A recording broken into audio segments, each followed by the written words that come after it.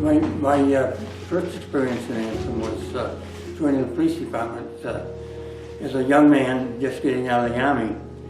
I had been an MP and ended up in Germany for a couple of years. And so when I came back, I thought I was quite a piece of work as far as being a police officer. So I did join the police department under Pete Flood. And that's back when we had no station, no cruisers. We did have a uniform, and we did carry a weapon. But we used our own cars with a blue light you could put up on the dashboard. And that was about it. And Pete Flood had a Ford, as I remember it, and it was completely rusted out.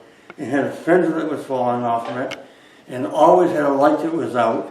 But that was the chief of police until we got to the point where we did buy a cruiser, the town bought a cruiser, and that's when we all had to quit because we were not certified.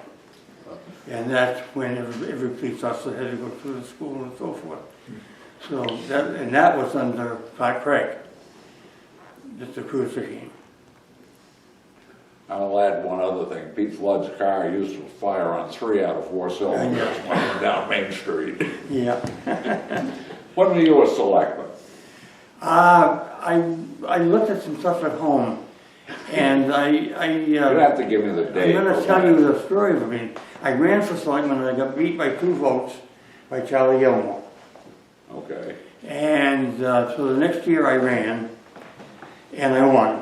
And I served with Charlie and Ed Chamberlain, and then eventually served with Bruce Cudahy, who came on the board.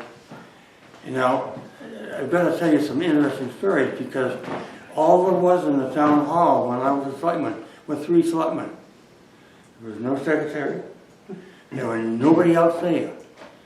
And my wife worked for Goodall Company with David Hurlin's secretary. And every year David would write to the selectmen complaining about the taxes on the parking lot across the road from the shop. And Alice May would write a letter to the selectmen complaining about it, and I'd take the letter home, and Alice May would type a letter back to David telling him, we're not going to change the assessment. So at one point we became quite friends with David and Priscilla because we were neighbors. And I always told David after that, it's a great place for a Burger King. And so we never did release it.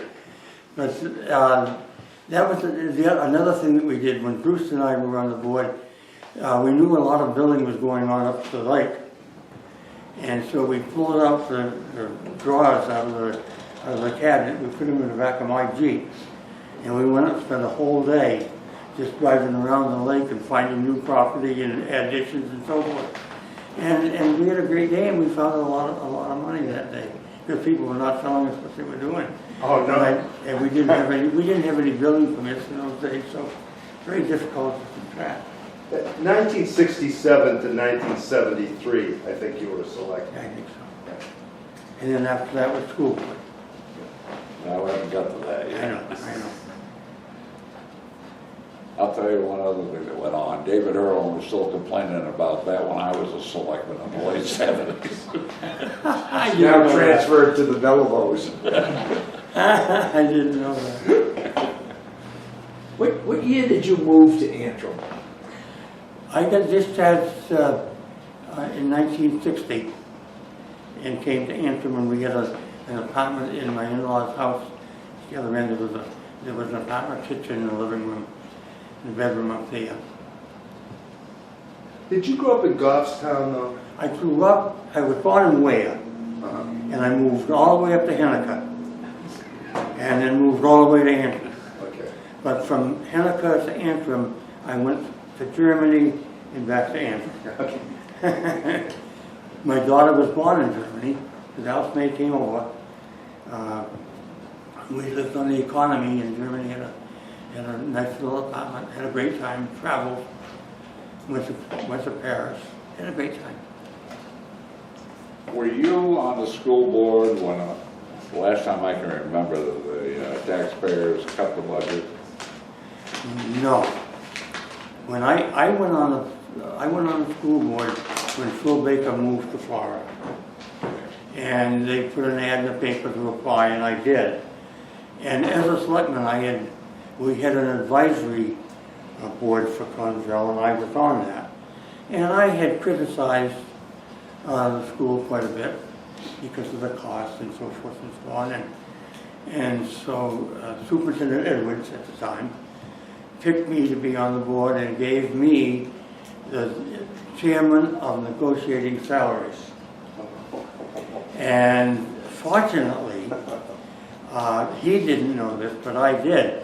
There was a gentleman living in Antrim by the name of Ralph Proctor who had spent a lifetime negotiating salaries for Westinghouse. And under the statutes of the school board could have one outsider help them. So, because I went to Ralph, who I knew pretty well. So he came over and helped me, and I remember it as it happened yesterday. We were at 7,000, they were at 8,000. We offered 7,500, they said no, so we went to arbitration, and the arbitration came out 7,500. And what are they getting today? But that's what it was back in those days. Probably the most disinteresting and the thing that I disliked the most was school board. It was so big, you know, and just I didn't enjoy it. Why your daughter ran again, I have no idea, but she must like it. But you were on the school board at the very beginning of the Conval experiment. Yes. There were still birth pangs and... Yep. I also worked hard to build it, and as much as I could to help.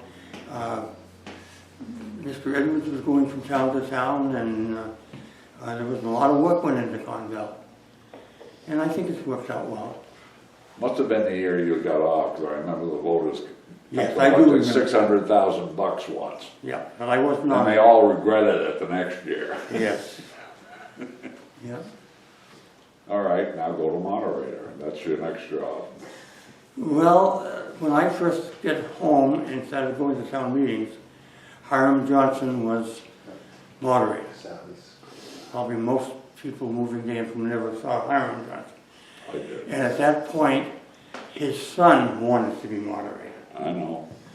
But at that time, Bill's grandfather, Byron Butterfield, ran and won.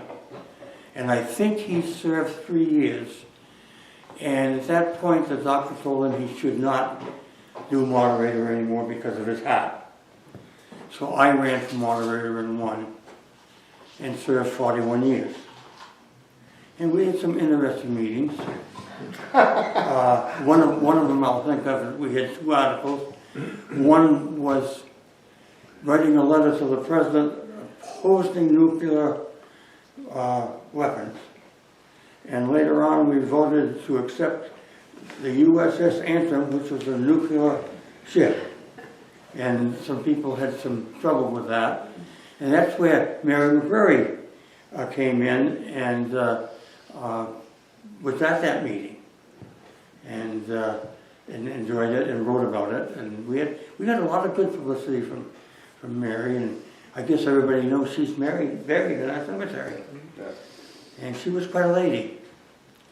In fact, for Christmas, my daughter gave me the book about her. Yeah. And now I'll tell you a sideline when he was one of his first 2 or 3 years is when I was a selectman. You know this is coming. yeah. Yeah. Somebody got up in the back of the gym and he said, "Are you a voter?" And it was my wife. Well, now I got to tell you why. There's a reason for this. The last time I saw her, she had dark hair, and she had gone had dark hair, and she had gone and was a blonde. I didn't know who it was. So yeah, but it's true. I did have to ask her to give her name. I felt a little foolish. But there were several things that happened while I was moderator that made me a little foolish. One was, I won't mention any names, but I always insisted that everybody stand to speak. And this lady got recognized, and I said, please stand up, and as she did, she was breastfeeding. And I said, you may sit down. And the other embarrassing moment was, not many here would know Miss Silly, but she was a very short lady. And she always came to town meeting, and I think at the time, probably was the highest taxpayer in Antrim. And I heard this voice, and I said, you're going to have to stand to be recognized. He says, I am standing, Mr. Moderator. And the other one was Charlie Rabideau. Oh, yeah. Who used to, if he wanted to speak, he'd get a little uneasy, and then his hand would go up, and I purposely wouldn't recognize him. And he'd get up and he'd walk over to the center aisle, and he'd start walking down. And he'd go through steps and stop. And when he got almost in front of me, I'd say, you want to get recognized, Charlie? And he'd say his speech and so on.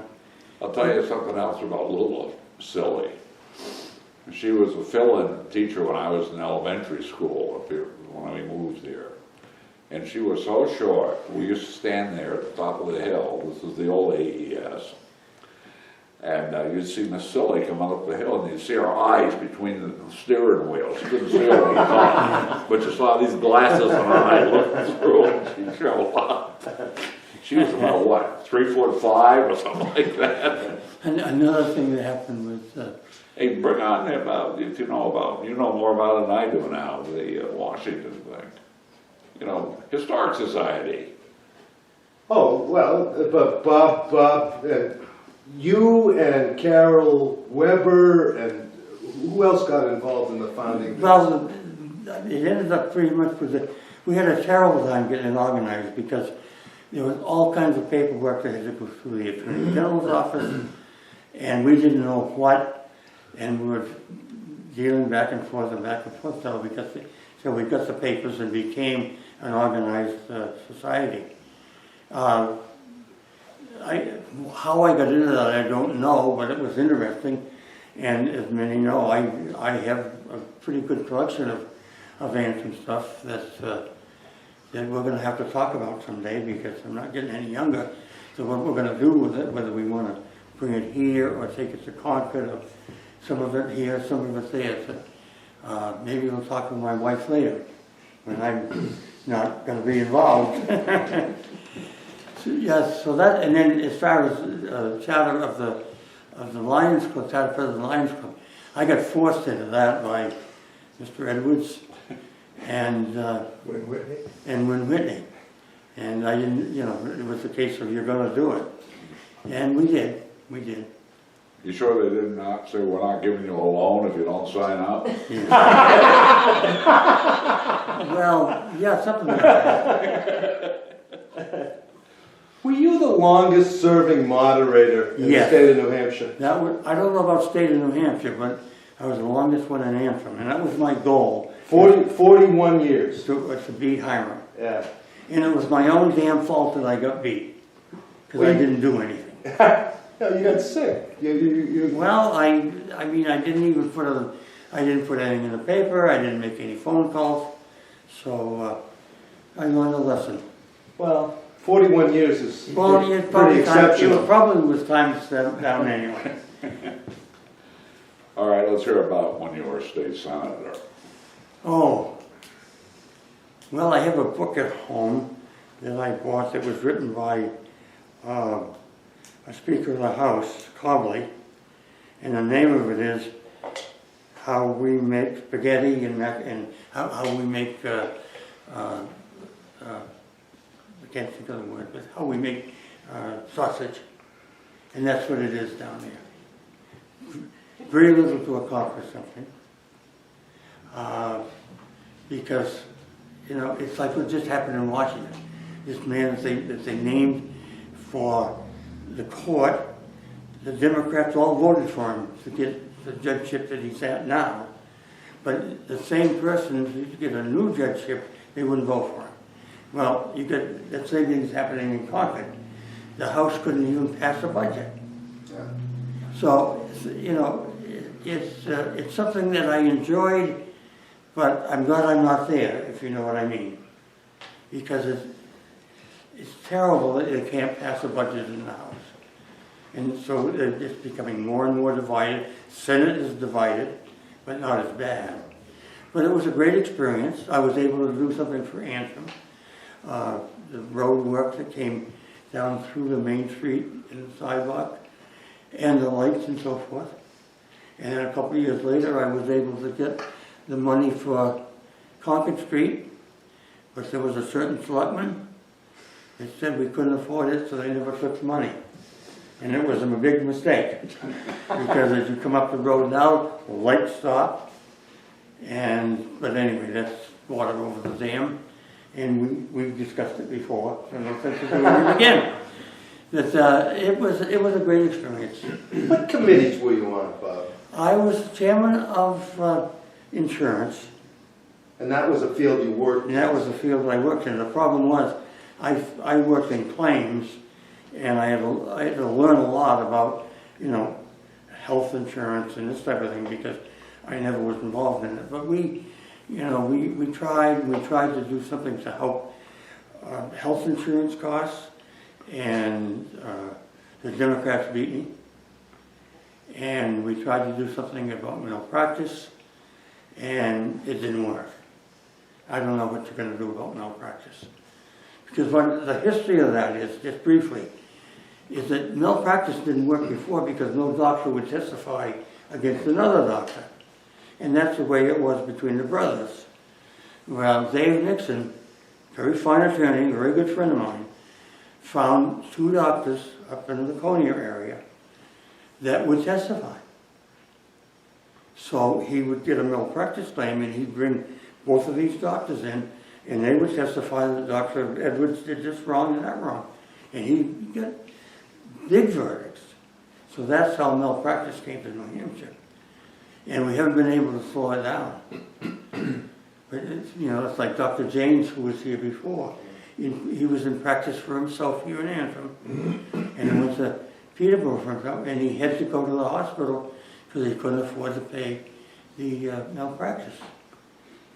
And in the health insurance, in my opinion, it's simple. The reason we have such high health insurance in New Hampshire is there's no competition. And the bill that I introduced and sponsored and worked hard on was, let's get some competition in here. And we had companies that testified that they would come to New Hampshire if you did this and you did that, and the bill had that. And it got defeated. So health costs have not gone down. I don't know what's going to happen in Washington. I guess you could just flip a coin to guess what that's going to happen. And I was also on a couple of other committees, the Highway Committee, and that was interesting. It was all very interesting, and I enjoyed being chairman because, having been moderator, I had the experience on how to run a meeting, and unfortunately, a lot of the senators did not. But you only scheduled an hour, and you wanted everybody to speak, and you had to kind of brush it along, and sometimes be a little rude, but say, your time is up. You weren't just an ordinary senator. You became deputy majority leader. I did, and I became majority leader for 2 weeks. Oh. And then the Democrats again put in a new president, and the new president, I became downstairs in the cellar. Oh. But that was okay. I had just as much fun down there. But yeah, I was quite pleased to work with Eaton. Tom Eaton was president. From Keene? From Keene. Yeah. And Chris, he's not been, the year that we got beat was a big Democratic year. And all of, the Democrats took over, and all of us got beat. And I never had the, it's difficult to believe, but I raised myself, without any Republican money, $100,000. And I spent $100,000 in the year I got beat. So you can imagine how much money the Democrats Party was given my opposition. And it's amazing that you can raise $100,000. And but none of it was in my pocket, unfortunately. Anything else you want to ask? What do you remember about the college?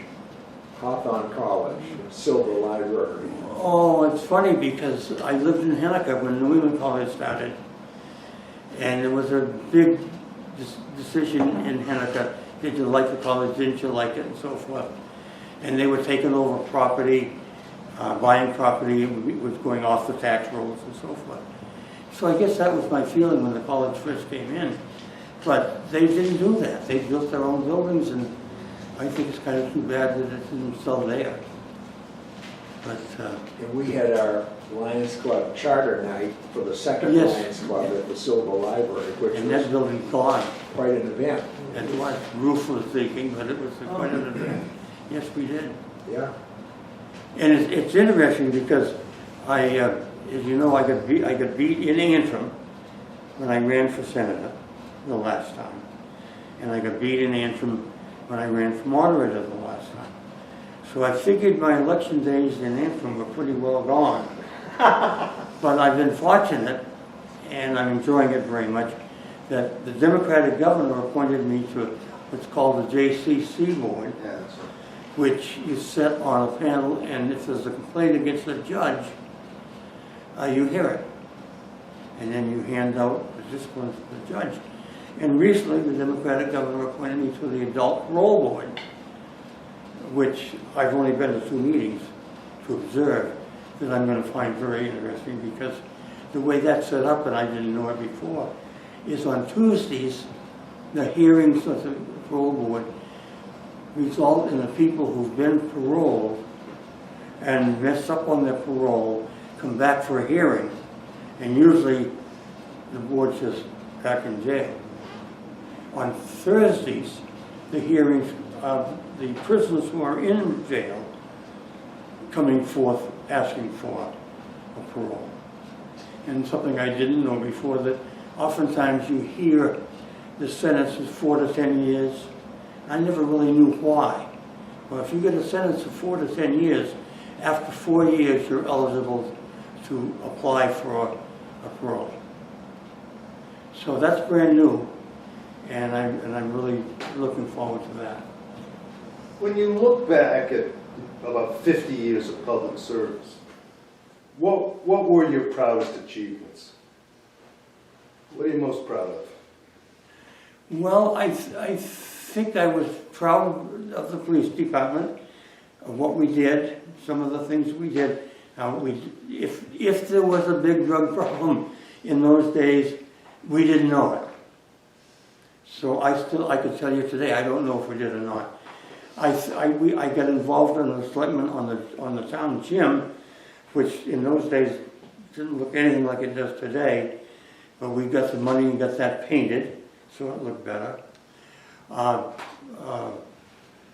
the school board, I worked very hard. I was pleased to get what I thought was a satisfactory solution to the salary range. And in the Senate, it was getting the road here for Antrim and other towns, and we were able to get things done for other towns. And I guess my proudest moment is being married to my lovely wife for 59 years this month.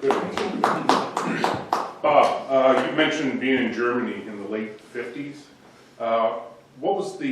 Can you describe the tensions around, Germany and Russia and the U.S. and even the Cuba Missile Crisis in that time? There wasn't, but I was very fortunate to be born in 1935 because it was a peacetime. Yeah. So I was a peacetime hero. Things were just beginning to turn a little bit in Vietnam. It was interesting, when you met a German soldier, they always saluted you. Other than that, we got along very well. I had a German secretary, and her husband had a taxi, and on weekends we used to go with them, and they'd take us to places where GIs didn't usually go to see the country, which was very enjoyable. We went to Paris. Uh, um, and we went to the Oktoberfest. I must tell you that. The Oktoberfest is something, if you ever have a chance, it's amazing. But the history is that they make a special beer for the Oktoberfest. And you can't buy it any during the year. When we got to the Oktoberfest and we saw the parade, and we went, they had these huge tents, and they're playing the German music and serving the beer. And so we all had a mug of beer. And I shouldn't tell this because she ever sees this. So I said, Mom's time to leave. She says, I'm not sure I can get out. And that was one beer. And so it really was. And one thing about German beer, there's no regulations. You might buy, and it has 0 alcohol, or it might have 100% alcohol. Because there were no regulations on it. But where we lived on the economy, it was an upstairs apartment. And about 2 blocks down was a brewery. So you could go down. But they'd sell it 2 days after they made it. And it doesn't age or anything like we do over here. Now things could be a lot different now. Did you go to the Oktoberfest in Munich? Or Yeah. where did you? Yeah, in Munich. Yeah. But it was interesting because the German workers would bring their beer with them to work too. Oh yes. Yeah. They'd eat Yeah. their sandwich and so forth. And they trade almost anything for cigarettes. Yeah. Oh yeah. A lot of people Yeah. selling cigarettes. Oh boy, you could. Oh, the other thing that I did do when I was there, Alice May wasn't able to go because Debbie had just been born. But Lester's brother was killed in Italy, my father-in-law's brother. And he's buried there. There's a stone down here, but I had a best friend, G.A. Floyd, who now has passed away, that we spent a lot of time with, and as a CID agent, we worked together. And we went down and went to Anzio and found and took pictures of it for my father-in-law. And the interesting part is that we went into Florence, where G.A. had walked the whole length of Italy in a war. And he said, I'm going to try to find something. So we went up a hill and so forth. And there it is. And there was a little house here, and he knocked on the door, and the same woman was there. Now when he was there were little children. But up on a hill, you could see where their dugout was. And they were on that hill of guards. And when they were off, they'd go down to this woman, but he found her. Then we went to Paris, and then back, and we also went to Venice. So I saw quite a bit of it. Did you, in all of your community activities and your government service, did you have a role model, someone you admired, you'd like to? Well, I'll tell you, I got to think of his name. On before you. Mentioned Bill Edwards, I thought. No, Bill was never a selectman as far as I know. Oh, I was a neighbor of Bill Edwards. yeah. It was probably Emery Doan. Ed? No. Ed was a good selectman. Probably Emery Doan. You didn't have to say that. Oh, I served with them. You want some stories? I want to switch the camera over. That's another interview. Yeah, I know. Here's something, yeah, that is another one. Were you ever involved, Antrim changed a lot. I was gone about 10 years out of town, from about 1960 to 1970, with the public beach, the new public beach. Yes, the Lions Club did that. I've heard that. I don't know anything The- about it, actually. The big driver behind that was Milt Ackridge. Okay. And the Lions Club went up there and worked and raised the money for the bulldozers that come in and make the The peninsula. old Lions Club did that? Yes. Yeah. And the peninsula wasn't there before that was all made, and the beach was all made. And the Lions Club did do that.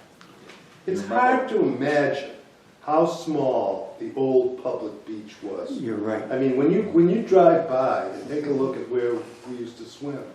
When you went up, you better plan to stay in the water because there was no room on the beach. I remember that. You hope good will come and get the water out of the lake, so the water went out.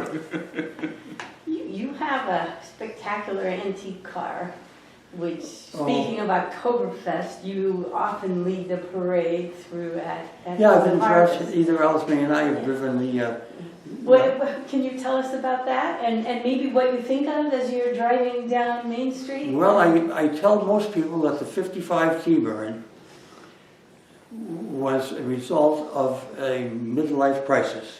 And although it was expensive, it was cheaper to buy the T-Bird than it was to get a divorce. And then the old two, when the old two came out, I just felt I had to have it, and so, and the others, as they came along, I bought.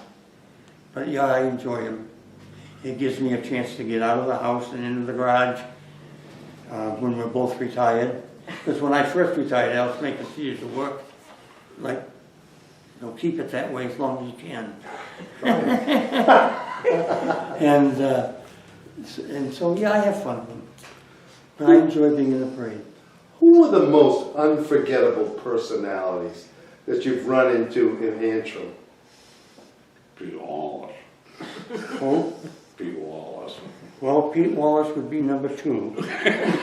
And I like Pete, but Yeah, I did too, but he came to a couple of my town meetings.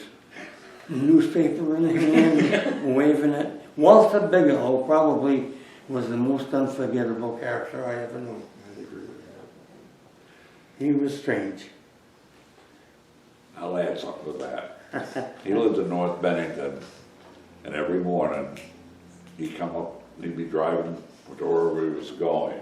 He'd stop in and visit with my father, Yeah. milking cows. And I got to know him pretty well. He's right. He was a piece of work. I used to think that he used to be a minister because he knew all the words. He did. Yeah. Didn't he? Quite a... He did some work in my house, you're right. He used to have to send Elsme downtown when he came. Yeah, but he was quite a guy. Pretty clever. And you know, his wife used to work at the store, right across Proctor's store. Yeah. You know, in the mornings. She was interesting too. You could go in there and say, "What a beautiful day." And she says, "It's not going to last. It's supposed to rain tomorrow." Yeah. But she always looked nice. She always dressed well. I'll tell you one other story. When Bob, he was talking about why they had to use their own cars and the police and everything. When I came in as a selectman, the budget was $12,000, and that was about 5 years after he got out. Yeah. So you can imagine what it was when he was in there. Yeah. Probably 5,000. Yeah. Yeah. And the thing that I remember the most, that, as I say, they only had 3 selectmen, that's all in the town hall. And the chairman took care of what we call the big book. And that's where all of the expenditures and income were all in that one book. Oh, and the other thing that I didn't mention, before becoming a selectman, I ran and became an auditor. And this was such a big help because I knew the books. And I did it with Arnold Edwards. And he was a good auditor, and I learned a great deal from him on how the books were supposed to be. And that was before taking care of the big book was fun. My father-in-law was treasurer, and I used to just hope I could find a mistake. His mother-in-law was treasurer for Antrim for a long time. My mother-in-law. Yeah, Edith. When Lester passed, Edith took it over. Yeah. What do you remember about Dodge City?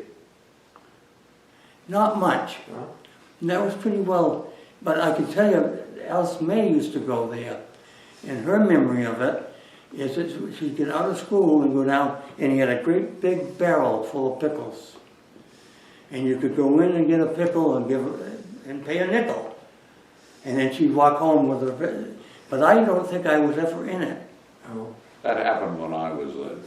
and Dick Shack and a bunch of guys raised Yes. some money to pay the mortgage off, Which is the right town there. took it over. But I don't think it was ever open when I moved here. No, I think it was occupied by tenants, Oh, that's maybe- residential I don't tenants. remember. Yeah, and it basically gone bankrupt at that point. Yeah, I when think they so. started living in it. If you wanna see any remnants of Dodge City, get on our stand, the wooden window looking at the greenhouse came out. Yeah. The stand, And, that came from Dodge City. Arlene White took a picture of, or someone did, but it came through Arlene White that I have a picture of Dodge City before they demolished it, which was just a building. There have to be one or two other most unforgettable people in town. Steve Allman. No. Hey, Tom Donahue, remember him? I do. Who was it, Eric? He was one of Antrim's first Democrat. Remember? And, but I wouldn't put him as the most, Well, no, he wasn't despicable, he took up the most time in town meeting. I He remember he sure used to did. come in and when they had the land sale, you know, for taxes, yeah. oh, he went on for half an hour one night. He didn't want the selectmen making any money on the deal. He thought they were gonna sell the money and put it in their own pockets. Yeah. They went on and on. I think it was one of the longer, the public sewer was shorter than Tom Donahue won that. Another gentleman, I'm having trouble with his name, he used to come downtown and sit on the steps. Older gentleman. But I've lost his name, I'm sorry.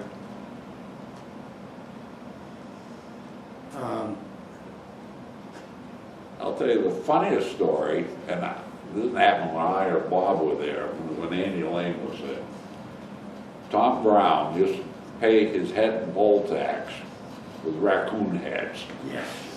In the And they middle were of the old. summer, he'd put them in a bag and bring them down to the town hall. Yep. And Andy finally said, he says, you want to count them? And Andy said, why don't you just keep the bag outside of the front door? They were like this. Well, when I became a selectman, we were still paying for it. And they used to come in. And you're right, they would leave it out in the other room. And the other thing, the table, the big table, which Wayno's got the big He's going to table. give that to the Historic Society Yeah. at some The big, point. in his house. We were met out in that big room, and Buster Ashford came to every meeting. And he knew everything was going on in that town hall. And it was all public. And, but that was it, did I say, the three of us. I don't know how many people are in there now.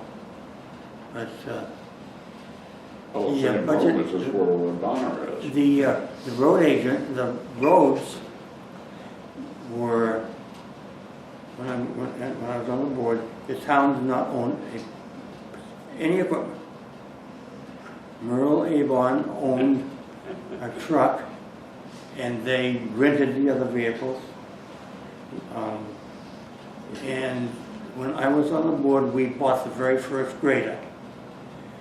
And Merle was pretty proud of that. Only two people could drive it.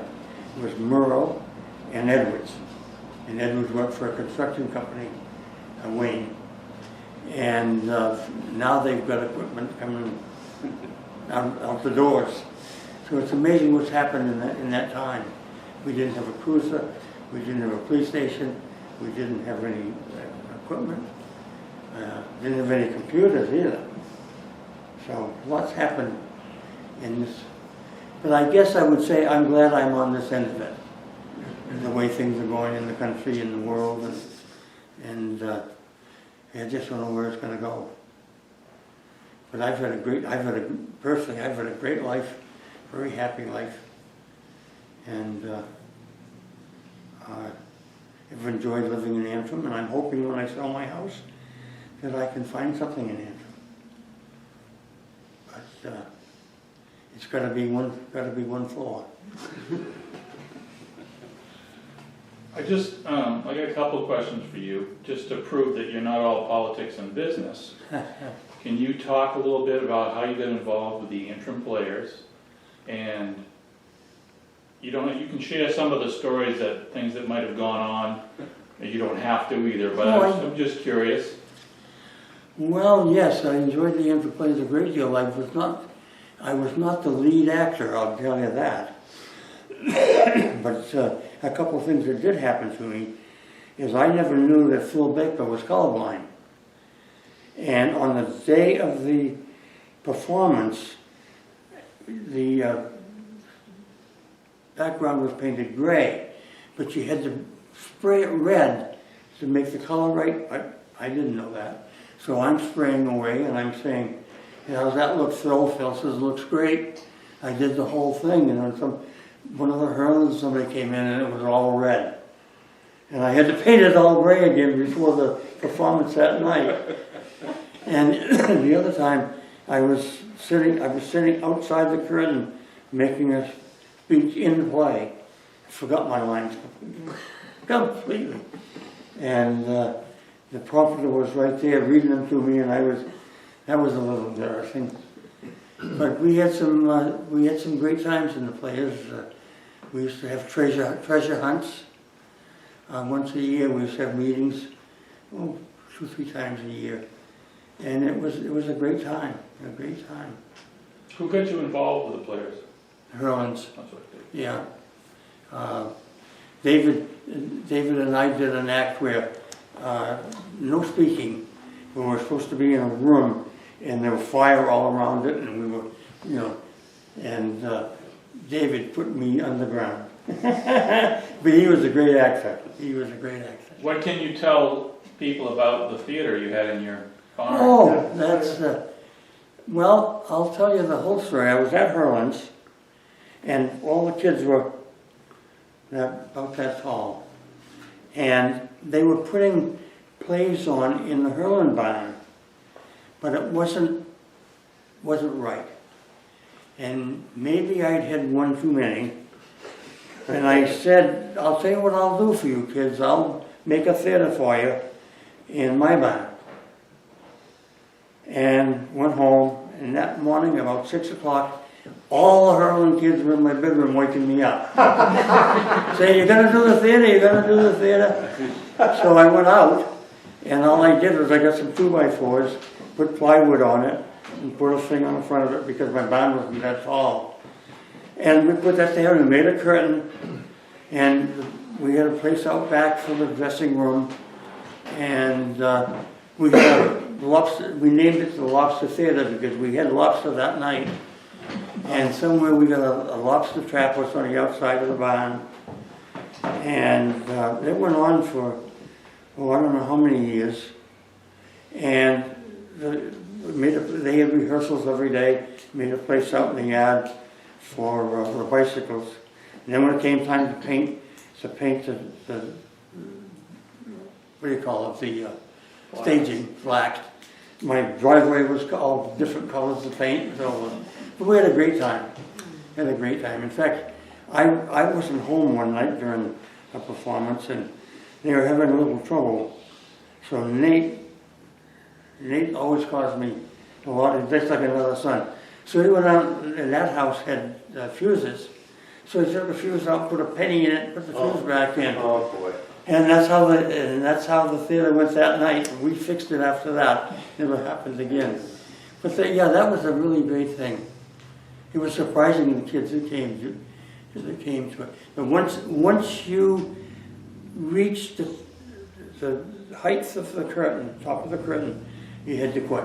Who were the most outstanding performers? Dan was the director, Dan Hurlin, and very good. Yeah. In fact, he still is doing most of it. And Lucy Hurlin was good. My daughter wasn't bad. Nate was good. And a lot of them got better.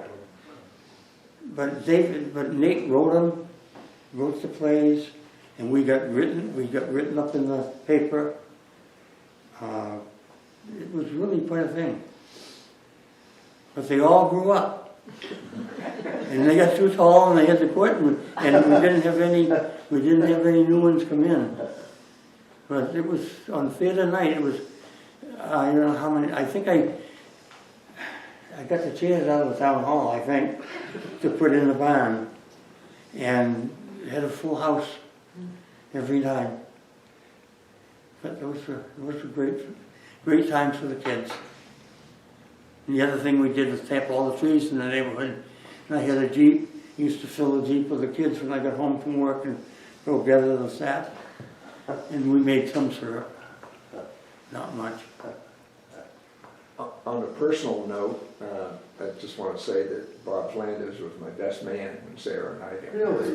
So, and I appreciate all your guidance in that effort. And of course, the town is in your debt for decades. The town is in your debt for decades of service. I didn't think so when I lost the Senate, and I didn't think so when I lost the moderator. Well, we're telling you now. Forgive us. Oh, well, that's all politics. No more politics. And then you're supposed to say, you never say never, but I just did. Okay? Just that's Thanks, it. Bob. Thanks, Bob.